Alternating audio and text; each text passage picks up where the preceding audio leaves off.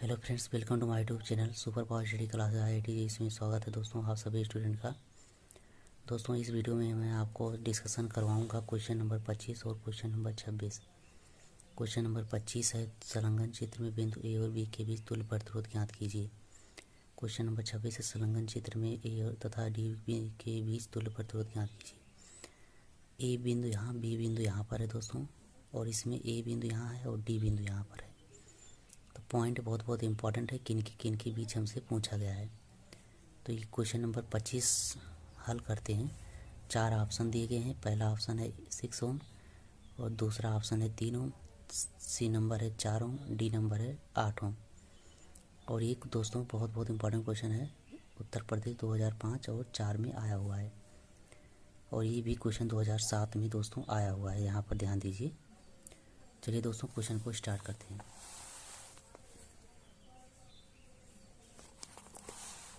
पहले हम परिपथ बना लेते हैं। Question number 25। क्वेश्चन नंबर 25 क्या है? ए पॉइंट है और यहाँ 2 ओम का प्रतिरोध लगा है, और यहाँ पर बी पॉइंट है और यहाँ पर 2 ओम का प्रतिरोध लगा है दोस्तों। ये 2 ओम का है, ये भी 2 ओम का है और ये भी 2 ओम का है। तो यहाँ पर ध्यान दीजिए, अगर यहाँ पर करंट आई बह रही है दोस्तों I1, और यहाँ पर करंट अलग अलग हो जा रही है 2 दिशा में, यानी कि ये दोनों प्रतिरोध जो लगे हैं ये समांतर क्रम में है। और समांतर क्रम श्रेणी का तुल्य प्रतिरोध का फार्मूला होता है 1/R = 1/R1 + 1/R2। तो यहाँ से 1/R1 1/R = R1 R2, 2 ओम के हैं तो 1/2 + 1/2 कितना हो जाएगा? 1/R = 1/2 1/2 2/2 बराबर 1, यानी कि R = 1 ओम। R = 1 ओम। अब दोस्तों इन दोनों के बीच 1 ओम का प्रतिरोध आ गया। अब एक नया चित्र बनाएंगे इस प्रकार से, ये और इन दोनों के बीच एक तार हो जाएगा इस प्रकार से। ये बी पॉइंट और ये ए पॉइंट। यहाँ पर 2 ओम का प्रतिरोध और यहाँ पर 1 ओम का प्रतिरोध। इसको मैंने सॉल्व करके इस प्रकार से एक प्रतिरोध लगा दिया है। ये समांतर क्रम में था, समांतर क्रम से मैंने सॉल्व किया तो 1 ओम आया। यहाँ देखिए 1 ओम आया है, तो इनके बीच जो है मैंने 1 ओम का रेजिस्टेंस प्रतिरोध लगा दिया है। अब ये दोनों श्रेणी क्रम में हो गए हैं। ये दोनों कौन से क्रम में दोस्तों? श्रेणी क्रम में। क्यों श्रेणी क्रम में? क्योंकि अगर धारा यहाँ से हम प्रवाहित करते हैं I, तो ये दोनों एक ही तार हैं। एक तार है दोस्तों, एक तार में कहीं ये अलग तो नहीं है ना, अलग नहीं है ना।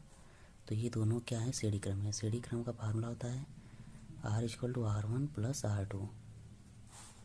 तो कैपिटल R = हो जाएगा R1 + R2 तो +1, यानी कि कैपिटल R = 3 ओम। तो ये फाइनल आंसर है R = 3 ओम इस वाले क्वेश्चन का, इस वाले परिपथ का दोस्तों। तो आंसर हमारा कौन सा सही है? 3 ओम, यानी कि बी नंबर आंसर सही है दोस्तों। चलिए क्वेश्चन नंबर 26 सॉल्व करते हैं। क्वेश्चन नंबर 26, ABCD 4 बिंदु दी गई हैं। क्वेश्चन नंबर 26 क्या है? यहाँ A पॉइंट है, यहाँ पर B पॉइंट है, यहाँ पर C पॉइंट है और यहाँ पर D पॉइंट है, और इनके बीच प्रतिरोध लगा हुआ है ऐसे ऐसे और ऐसे दोस्तों। और क्या है? और A और D इनके बीच भी एक प्रतिरोध लगा है, और इनके बीच भी एक प्रतिरोध लगा है। तो अभी देखिए हमसे पूछा गया A और D के बीच, A और D के बीच। तो अब हम क्वेश्चन को इस प्रकार से नहीं देखेंगे, इस प्रकार से A और C के बीच, हम क्वेश्चन को देखेंगे A और D के बीच। तो यहाँ पर ध्यान दीजिए क्या है दोस्तों, A B से C ए से बी गए, बी से सी गए, एक ही तार है, यहाँ पर एक ही तार है, यानी कि ये दोनों क्या है दोस्तों, ये दोनों हैं हमारा श्रेणी क्रम में।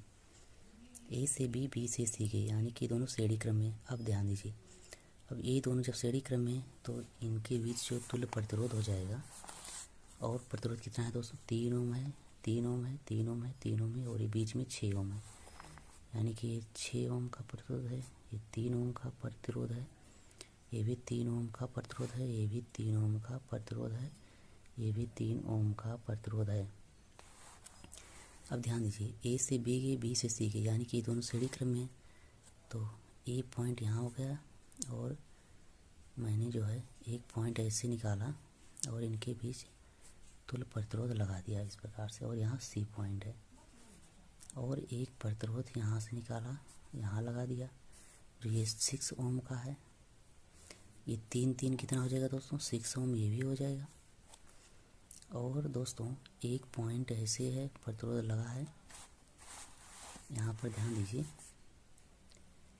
ये डी है, और यहाँ से एक पॉइंट लगा है, यहाँ पर प्रतिरोध लगा है, ये 3 ओम का, यहाँ भी 3 ओम का।